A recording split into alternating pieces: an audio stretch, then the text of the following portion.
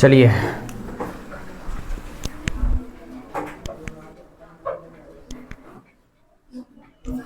हाँ, चैप्टर कौन सा है? चैप्टर 13 है ना। चैप्टर 13 जिसका नाम क्या था? सांख्यिकी।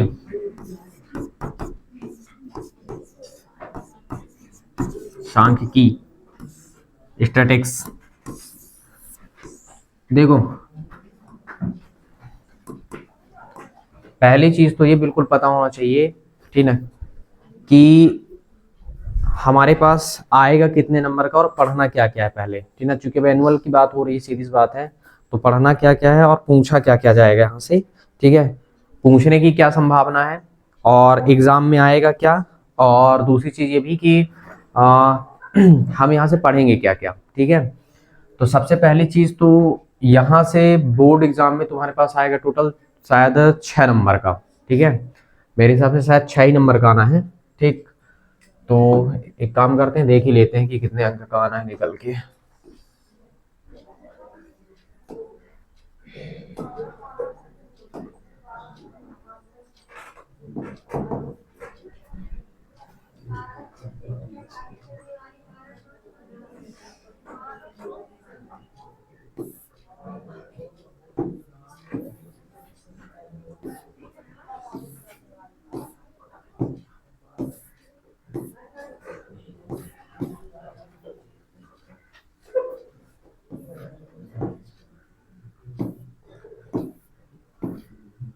साइंस का था, ये मैथ का है।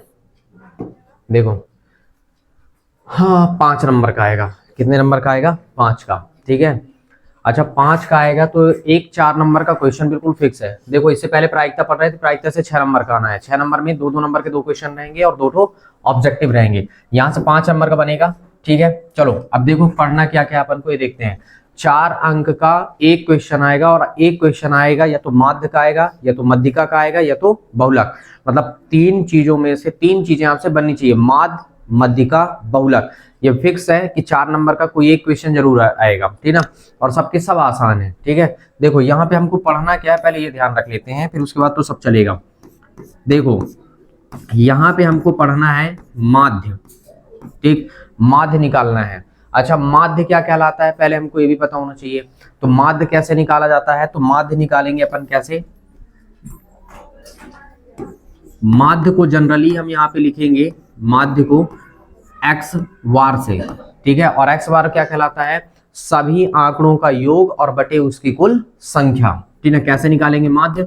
सभी आंकड़ों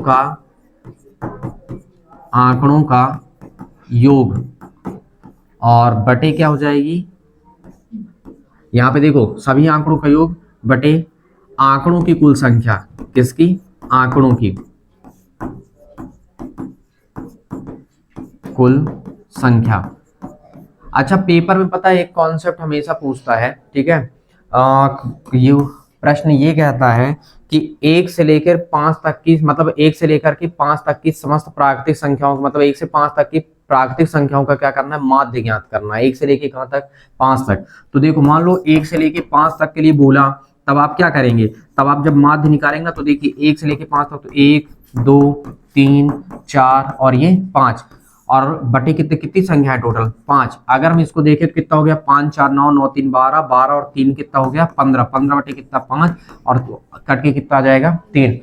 तो इसका क्या मतलब है कि 1 से लेकर के 5 तक की सभी प्राकृतिक संख्याओं का जो माध्य है वो कितना होता है? 3 होता है। समझ गए? तो 1 से लेके 5 पेपर में आता, ऑब्जेक्टिव में कई बार पूछा है बोर्ड एग्जाम में, ठीक ना। यहाँ तक कि एक शब्द में पूछ लेता है कि 1 से लेकर के 5 तक की प्राकृतिक संख्याओं का माध्य कितना होता है? तो माध्य कितना होता है? 3। निकालते बनना चाहिए, बहुत ही आसान है। डेटा का मतलब आंकड़े यही यहाँ 1 2 3 4 5, इन्हीं को डेटा यानी आंकड़ा कहा जाएगा, ठीक है। तो सभी आंकड़ों का योग और बटे उनकी कुल संख्या काउंटिंग करके आप निकाल सकते हैं। फॉर एग्जांपल मान लीजिए, एक और मैं बता रहा हूं आपको, ठीक है। मान लेते हैं ये पहला नंबर था, ठीक है। सेकंड नंबर में मान लीजिए आपको दिया गया 2 4 6 8 10, मान लेते हैं यहां तक दे दिया गया। अब बोला गया इसका माध्य ज्ञात करो, तो इसका माध्य क्या हो जाएगा? इनके आंकड़ों का योग, मतलब 2 धन 4 धन 6 धन 8 धन 10 और बटे कितनी की संख्या है, 2 2 4 और 1 5, 5 संख्या है। इनको जोड़ो 10 8 18, 18 और 6 कितना हो गया तुम्हारे पास 24, 24 4 28, 28 2 30, 30 बटे कितना हुआ 5 और डिवाइड कर दी तो कितना आ गया 6। तो इसका मतलब ये क्या कहलाया 6। ये इसका क्या हुआ माध्य। माध्य निकाला जाता है ऐसे सभी आंकड़ों का योग बटे उनकी कुल संख्या से ही हम क्या करते हैं माध्य निकालते हैं। क्लियर हुआ मैंने क्या कहा। तो माध्य आपको ऐसे ही निकालना है ठीक। अच्छा एक चीज और ध्यान रखना है आपको यहाँ पे हम ठीक है जनरली माध्य तो हम मान लीजिए निकाल ही लिए उसकी दिक्कत नहीं है। सूत्र ठीक ना माध्य देखो यहाँ पे पता है माध्य की 2-3 विधियां मतलब कि यहाँ पे माध्य निकालने की 2-3 विधियां हैं ठीक है। तो आपके यहाँ पे 2 विधियां हैं तो 2 विधियों की चर्चाएं पहले हम बाद में करेंगे। पहले हम एक विधि सीख लेते हैं ठीक ना। एक विधि में आप देखिए पहले ठीक। तो माध्य के लिए आप सूत्र याद कर लीजिए। ये तो मान लीजिए ठीक है कि सभी आंकड़ों के योग बटे उनकी कुल संख्या। एक सूत्र आप और याद करेंगे ठीक है क्या है एक्स वार बराबर होता है sigma f i into x i या एफ एक्स के रूप में भी आप पढ़ते हैं और बटे क्या होता है सिग्मा एफ आई ठीक ना। आई लगाना थोड़ी सी जरूरी है ठीक है सूत्र में भी लगा रहता है आप देखेंगे वैसे जनरली नहीं भी लगाते हैं ठीक लेकिन लगा दीजिएगा ज्यादा अच्छा रहेगा ठीक। ये हुआ ये तो मान लीजिए हमको पढ़ना ही है ठीक ना। ये हुआ हमारा माध्य ठीक है। अब माध्य के बाद अपन को पढ़ना है मध्यिका। इसी चैप्टर में पढ़ना है मध्यिका। इसी चैप्टर में हमको क्या पढ़ना पड़ेगा मध्यिका भी पढ़ना पड़ेगा।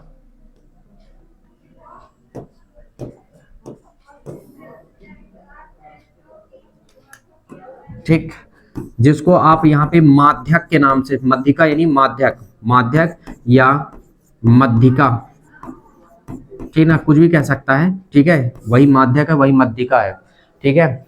अब यहाँ पे माध्यक के लिए पहले आपके पास नॉर्मल भी पूछता है ठीक ना मतलब कि डेटा दे के पूछेगा ठीक है। तो देखो पहला केस तो यहाँ पे ये होता है कि पहले आप बढ़ते हुए क्रम में यहाँ पे लिखेंगे। किस क्रम में लिखेंगे बढ़ते हुए क्रम में लिखेंगे ठीक है।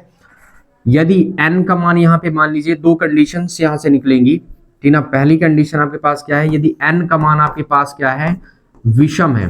यदि n क्या है विषम हो ठीक मतलब n कोई संख्या और विषम संख्या हो तब आप मध्यिका को निकालेंगे। कैपिटल M क्या होगा n+1 और बाई 2 वहाँ पद ठीक। और मान लीजिए सेकेंड केस हम ये बात करते हैं ये हुआ। अब मान लेते हैं सेकंड केस आपके पास n क्या हो गया तुम्हारे पास n का मान जो है वो सम है। ये क्या है सम हो तो सम होने का केस क्या हो जाएगा तब m मध्यिका निकलेगा 1/2 और ये बनेगा n/2 वहाँ पद और प्लस कितना होगा n/2 + 1 वहाँ पद। ये आपके पास मध्यिका निकालने का क्या बनेगा फॉर्मूला बनेगा ठीक है। तो ये आपका कहलाया माध्य और ये क्या कहलाया ठीक है। माध्य निकल गया सॉरी माध्य के बाद मध्यिका निकल गया। तो मध्यिका निकालने की 2 कंडीशंस हैं ठीक है। एक तुम्हारे पास अच्छा ये कहाँ पे लगना है ये भी आपको दिखाता हूं मैं सूत्र की कैसे लगेगा। मान लीजिए आपके पास डेटा प्रोवाइड किया गया कुछ आंकड़े दिए गए एग्जाम्पल मान लीजिए आपके पास दे दिया गया ठीक ना 2 8 1 6 3 5। अब बोल रहा है इसका मध्यिका ज्ञात करो। इसी का क्या कह रहा है बोल रहा है कि क्या ज्ञात करना आपको माध्यक ज्ञात करना है या मध्यिका ज्ञात करना है सिर्फ ऐसे डेटा प्रोवाइड करने के पश्चात। तो आप पहले इसको क्या लिखेंगे जब आप इसको हल करेंगे तो आप लिखेंगे बढ़ते हुए क्रम में लिखने पर। किस क्रम में आप लिखोगे बढ़ते हुए क्रम में लिखने पर। तो बढ़ते हुए क्रम में जब आप लिखोगे तो बढ़ते हुए क्रम में लिखने पर क्या आएगा पहले 1 फिर क्या आएगा 2 फिर क्या आएगा 3 फिर कितना आएगा 5 फिर कितना आएगा 6 फिर कितना आएगा 8 2 2 4 2 6। तो यहाँ पे 2 2 4 2 6 मतलब n का मान आपके पास क्या निकला 6। काउंटिंग करना n मतलब नंबर काउंट करो। काउंट करने में कितने समझ में आएगा 2 2 4 6 6 संख्या है और 6 1 क्या है 6 1 सम संख्या है। 6 1 क्या है सम संख्या है और अगर 6 सम संख्या तो कौन सा सूत्र लगेगा ये वाला सूत्र लगेगा ठीक। तो चलो लगाते हैं। तो सूत्र तुम्हारे पास मध्यिका देखो माध्यक निकालने के लिए मध्यिका निकालने के लिए सूत्र कौन रन करने लग गया कैपिटल M बराबर क्या हुआ 1/2 क्या होता है n/2 देख को बोल तो सकते हो n/2 वहाँ पद फिर क्या होता है प्लस क्या है n/2 + 1 वहाँ पद ठीक है। ये आपके पास क्या निकल गया सूत्र लग गया, ठीक है। अच्छा n के जगह हमें मान रखना है, n के जगह मान रखें तो देखो 1 बटे क्या हुआ 2, n के जगह कितना रखना है 6, तो ये कितना हुआ 6/2, यानी 6/2 वहां पद। उसके बाद क्या हो गया तुम्हारे पास 6/2 और फिर धन 1, और ये क्या हुआ वहां, ये 6 है ना वहां पद, ठीक, ये बन गया। इसके बाद अगर हम देखें तो देखिए क्या कहलाया, m बराबर 1 बटा क्या हुआ 2, भाग दे देंगे तो क्या हो गया 3वां पद, मतलब तीसरा पद, ठीक है, तीसरे नंबर का पद, और भाग दे के एक जोड़ देंगे कितना हो जाएगा चौथे नंबर का पद, मतलब कौन सा हो गया 4वां पद, ठीक। अब देखो ये क्या कहलाया, m बराबर कितना हुआ 1/2, तीसरे नंबर में कौन है जिसको बढ़ते हुए क्रम में लिखना, तीसरे नंबर में क्या है 3, और चौथे नंबर में क्या है 5, तो तीसरे नंबर में 3 ही आ गया, ठीक है, और चौथे नंबर में 5 आ गया। तुक्का मार के नहीं लाया हूं ना, ध्यान रखना है, तुक्का नहीं मारना है, जो बढ़ते हुए क्रम में लिखो ना उसको गिनो 1 2 3, तीसरे नंबर में कौन है 3, और चौथे नंबर में कौन है 5, उसको काउंटिंग मतलब देख के रखना है ना, वहां पे देख लेना पहले। अब इसको हल कर दो तो क्या हुआ, m बराबर कितना हुआ 1/2, अब देखो 5 और 3 कितना हुआ 8, और कट गया 2 कम 2 और 2 4 को 8, मतलब कितना आया m का मान मध्य का कितना निकला 4, ठीक ना, 4 1 कम 4, 1/4 कैसे होगा, मल्टीप्लाई करेंगे ना तो कितना हो गया केवल 4, तो ये आपका क्या निकल गया मध्य का निकल गया, ठीक ना, ऐसे निकालना है, समझ गए। अब मान लो थोड़ी देर के लिए कि तुम्हारे पास कोई विषम पार्ट संख्या होती, ठीक ना, क्या होता है तुम्हारे पास कोई विषम संख्या,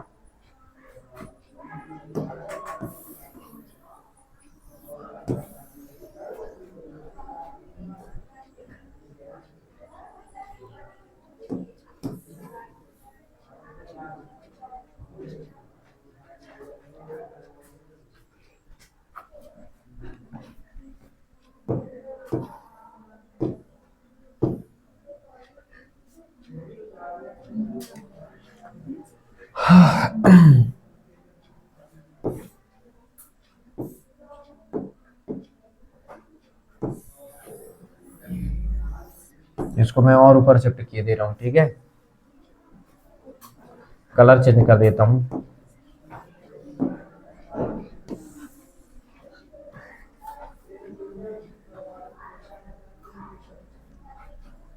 ठीक, देखो तो ये हमने ठीक ना मध्य का यहाँ पे निकाल के रख दिया, फाइनल किया, समझ में आया कैसे मध्य का निकालना है, ठीक ना। 2 नंबर के क्वेश्चन में पूछा जाता है ना, पूछ सकता है ये, ठीक है, वैसे पूछे चाहे ना पूछे पर निकालते बनना चाहिए, हो सकता है आपसे ऑब्जेक्टिव में पूछ लिया तब, भाई यहाँ पे ऑब्जेक्टिव ठीक है 2 नंबर का सवाल तो नहीं आएगा मान लिया मैं, लेकिन ऑब्जेक्टिव में आ गया तब आप क्या करेंगे, है ना, तो आपसे मतलब तुरंत ही निकालते बनना चाहिए। ध्यान रखना है कि जब तक हम बढ़ते हुए क्रम में नहीं लिखेंगे तब तक हम आगे नहीं कर पाएंगे, ठीक ना, इसलिए विशेषता ध्यान रखना है, ठीक।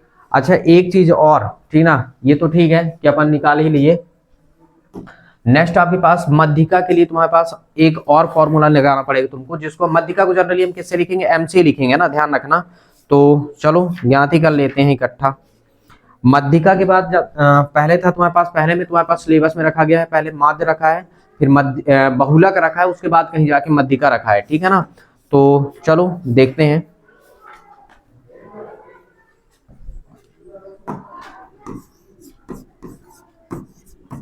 माध्यक इसको किससे लिखना है m से, और m बराबर तुम्हारे पास क्या होता है। अच्छा माध्यक का थोड़ी सी एक और सवाल देख लेते हैं, फिर सूत्र तो मान लो देख ही लेंगे, ठीक है।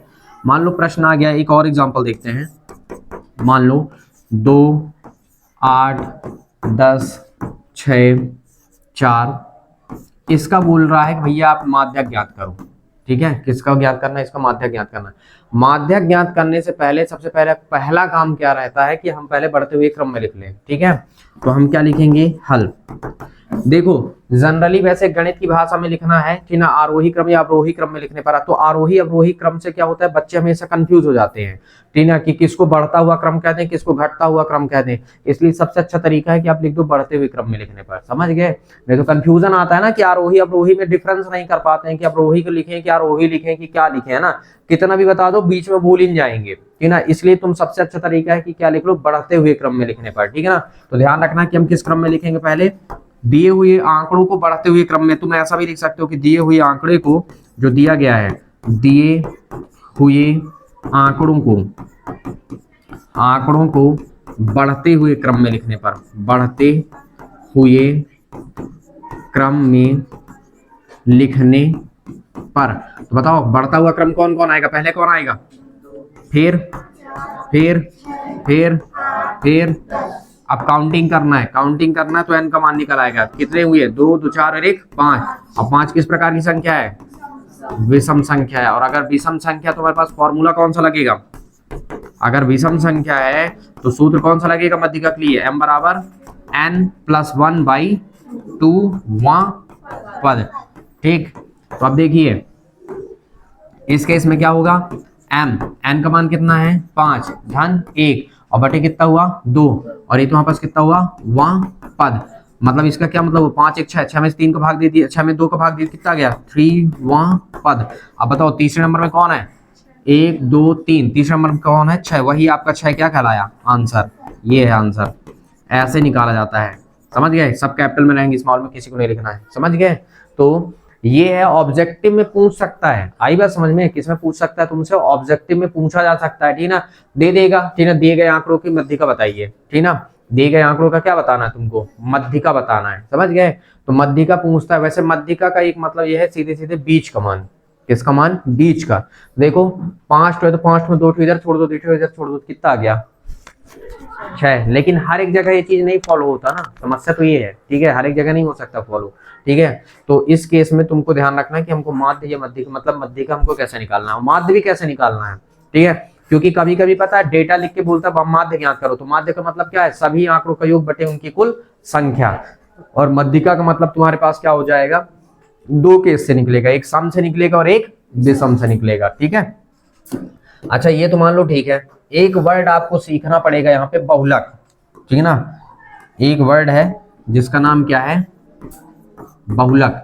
अच्छा बहुलक के पहले मैं मध्यिका का एक तो सूत्र लिख देता हूं, इसको याद कर डालना है फिलहाल, फिर बात करेंगे अपन, है ना। माध्यक, माध्यक का सूत्र जनरली हम किससे लिखेंगे, m से, और m बराबर बनेगा तुम्हारे पास l plus n/2 minus cf by f और इंटू h, ठीक। ये माध्यक का तुम्हारे पास क्या बनेगा, एक तो सूत्र है, इस सूत्र को क्या करना है तुमको, रट डालना है।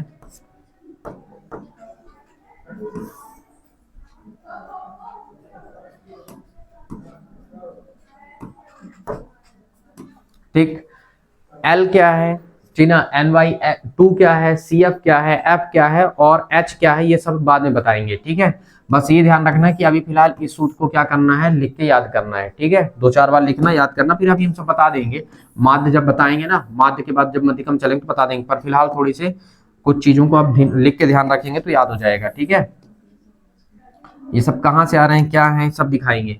अब देखो, अब हम बात करते हैं थोड़ी देर के लिए बहुलक के बारे में। बहुलक कुछ नहीं है, ठीक है ना, जो आंकड़ा बार बार रिपीट होता है उसी को बहुलक कहते हैं, ठीक है ना। जो आंकड़ा क्या होता है, बार बार रिपीट होता है, मतलब जो प्रेक्षण बार बार आता है, जो आंकड़ा बार बार रिपीट होता है वही क्या कहलाता है, बहुलक कहलाता है। मतलब बार बार आने वाले आंकड़े को, ठीक ना, बार बार आने वाले को, आने वाले आंकड़े को, ठीक, बार बार आने वाले आंकड़े को हम क्या कहेंगे, बहुलक कहेंगे। देखो एग्जांपल देखना थोड़ी से, ठीक है।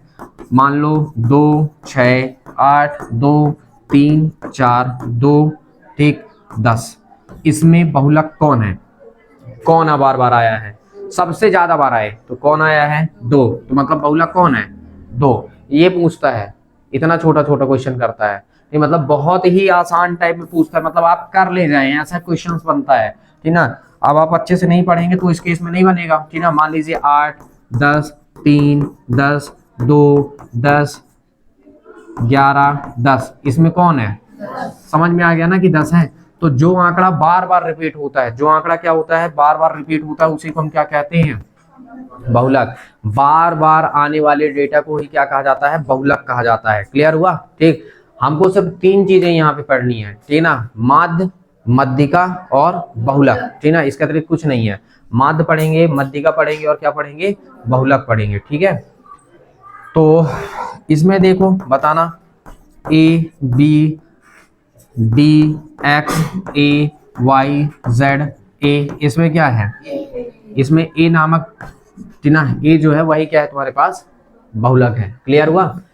अच्छा, बहुलक के लिए एक सूत्र आप याद करेंगे, वही सेम सिचुएशन है, ठीक ना, कि बहुलक के लिए भी आपको क्या करना है, सूत्र याद करना है। फिलहाल सूत्र याद कर लेना, बाकी की सारी चीजें देखी जाएंगी, ठीक है। तो चलते हैं बहुलक के लिए भी। देखो, वैसे पता है बहुलक को जनरली लिखते हैं जेड से। किसे लिखेंगे? जेड से। तो जेड बराबर होता है एल, ठीक ना। वैसे यहाँ पे आप L1 भी कर लोगे तो कोई फर्क नहीं पड़ता, मतलब L1 करने से ज्यादा अच्छा रहेगा, पर नहीं भी करेंगे तब भी कोई दिक्कत नहीं, चल जाता है सब, ठीक है, चलेगा। ये F1 माइनस F0 अपॉन क्या होता है 2 F1 माइनस का F0 माइनस का F2 और इनटू होता है बेटा H, ठीक। ये है आपका बहुलक का फॉर्मूला, ठीक है। जेड बराबर क्या होता है तुम्हारे पास L plus F1 minus F0 और अपॉन में क्या 2 F1 माइनस F2 और माइनस का F0 माइनस F2 इंटू क्या होता है H। ये आप सूत्र थोड़ी से अच्छे से याद कर लीजिए, और अगर आप सूत्र अच्छे से याद कर लीजिए तो मान लो 99% यानी 100% चांस है कि आपसे माध्य यानी बहुलक जरूर पूछा जाएगा एग्जाम में, ठीक है। 100% चांसेस है कि बहुलक 100% है कि पेपर में पूछा ही पूछा जाएगा, चाहे कुछ भी हो जाए, ठीक है।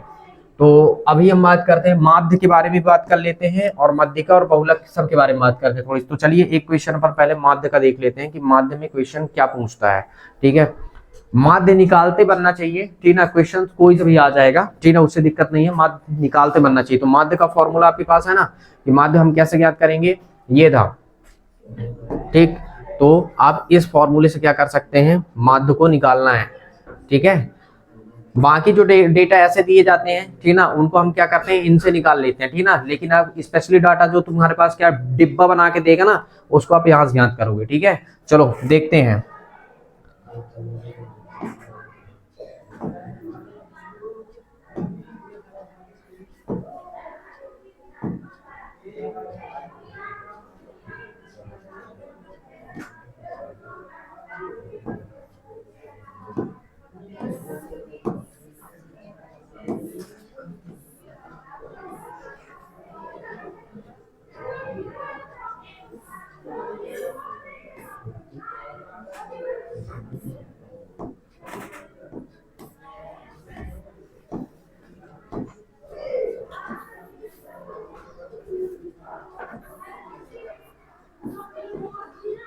देखो सभी जगह आई आई लगाया है ना, ठीक ना, तो ये ध्यान रखना है, लगाना है अपन को।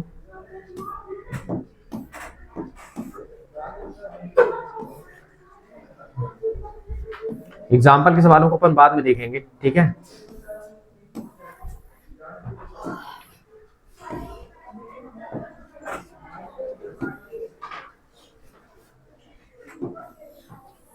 ये आपका पहला पार्ट है, सॉरी पहला नंबर का क्वेश्चन है ना।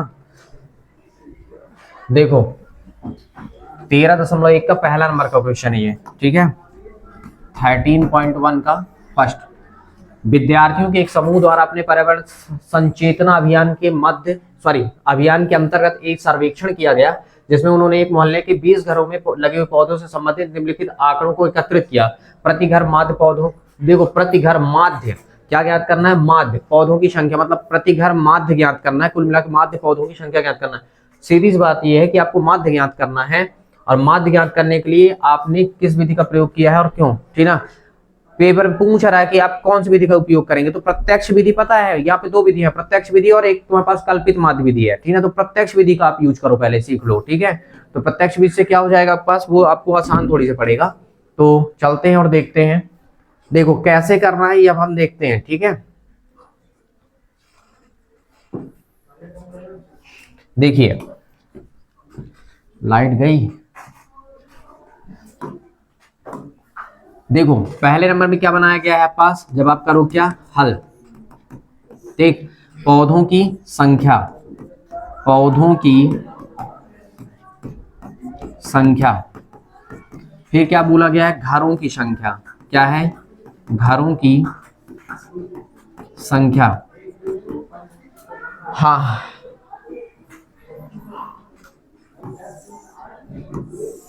एक चीज पहले जो भी दिया जाएगा ना, जो भी आंकड़े प्रोवाइड है आपके पास, ठीक है, उसको पहले आप लिख लिया करिए। पता है यहाँ पे थोड़ी सी एक बात ध्यान ये रखना है, ये पहला वाला आप ध्यान से देखिए क्या दिया गया है, वर्ग अंतराल, क्या दिया गया है, इसको वर्ग अंतराल कहेंगे। क्या कहेंगे?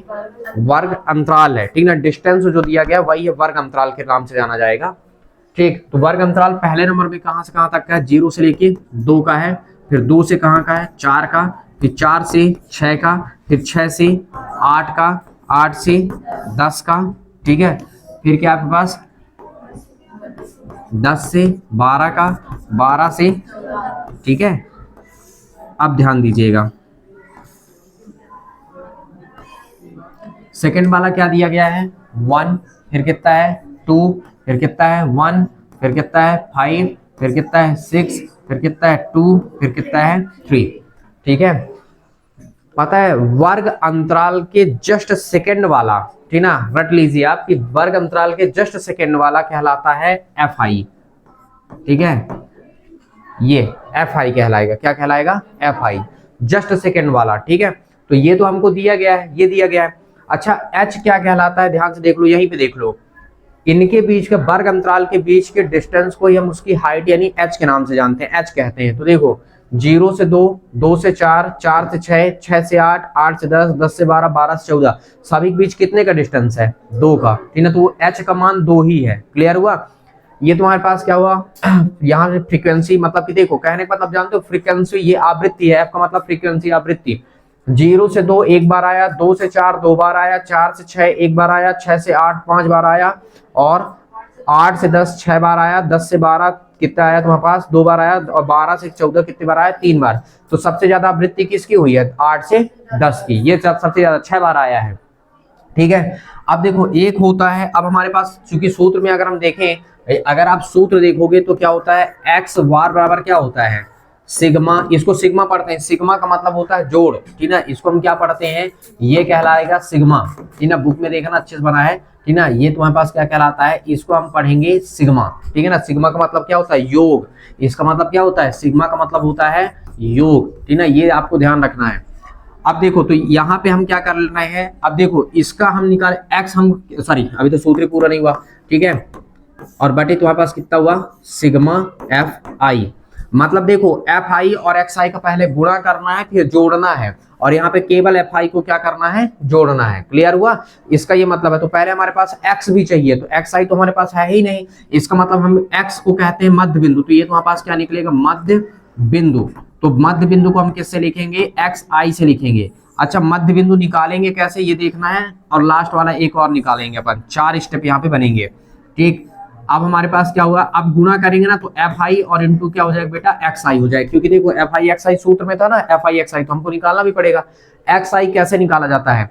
वर्ग अंतराल को जोड़ के, पता है ये पता है निचली वर्ग सीमा कहला। इधर देखो एक चीज और ध्यान रखना, ये निचली वर्ग सीमा है और ये ऊपरी वर्ग सीमा है, ठीक है ना। ये निचली वर्ग सीमा है, ये ऊपरी वर्ग सीमा है। निचली वर्ग सीमा, ऊपरी वर्ग सीमा। कभी कभी आता है अंतराल दे देगा, लिख देगा 10 से 15 में निचली वर्ग सीमा है, तो कौन है? 10। ऊपरी वर्ग सीमा है, कौन है? 10 सॉरी 15, कौन है? 15। निचली मतलब पहले वाला, ऊपरी मतलब तुम्हारे पास क्या? आगे वाला, ठीक है ना। तो निचली वर्ग सीमा, ऊपरी वर्ग सीमा पूछता है ये, ठीक है, ध्यान रखना। एक्स आई निकाला जाता है वर्ग सीमा, ये जो वर्ग अंतराल दिया है इसको जोड़ के आधा करके, जोड़ के क्या करके? आधा। तो 2 देखो 0 और 2 को जोड़ देंगे तो कितना हुआ? 2, और 2 का आधा कितना हुआ? 1। 4 और 2 कितना हुआ? 6। 6 का आधा कितना हुआ? 3। 6 4 10 का आधा कितना हुआ? 5। अब देखो सभी को जोड़ने से ज्यादा अच्छा ये है कि तुम्हारे पास डिस्टेंस कितना है एक का निकाल लो। अगर डिस्टेंस सब समान है तो फिर आप उसी में वही संख्या जोड़ते जाओ। तो डिस्टेंस कितने का था? 2 का। अब हम निकाल लिए ना, तो 5 में 2 जुड़ जाएगा कितना? 7। 7 में 2 जुड़ेगा तो 9। 9 में 2 जुड़ेगा तो 11। 11 में 2 जुड़ जाएगा कितना हो गया? 13। लास्ट वाला देख लो, 14 12 मिलकर कितना हो जाएगा बेटा? 26, और 26 का आधा कितना हो जाएगा? 13। मतलब ये पूरा उसके सामने सामने लिखते जाओ। क्लियर हुआ? तो ये निकल गया तुम्हारे पास एक्स आई। अच्छा यहाँ पे हम लिखे, अब हम देखो क्या लिखा है? एफ आई इंटू एक्स आई, मतलब एफ और एक्स आई का क्या करना तुमको? गुणा। एफ आई एक्स आई का, तो देखो 1 1 कम 1, 2 3 6, 5 1 कम 5, 7 पना 35, और 9 छिक्का 54, 11 दूना 22, और कितना हो गया तुम्हारे? 13 तिहाई 39, ठीक ना। 13 तिहाई क्या हो गया? 39। और ये क्या निकल गया तुम्हारे पास? योग। योग मतलब जोड़ना है, किसको किसको जोड़ना है? सूत्र के अनुसार सिग्मा एफ आई, मतलब सिर्फ आपको एफ आई वाले को जोड़ देना है। तो एफ आई वाला ये है तो इसको पूरा जोड़ दो। तो जोड़ रहे हैं तो क्या लग गया? सिग्मा, और क्या हुआ? F I. जोड़ो 3 2 5, 5 और 6 11, 11 5 11 5 तुम्हारे पास 16, 16 1 17, 17 और 3 कितना हो गया 20, मतलब यहाँ पे क्या आ गया 20।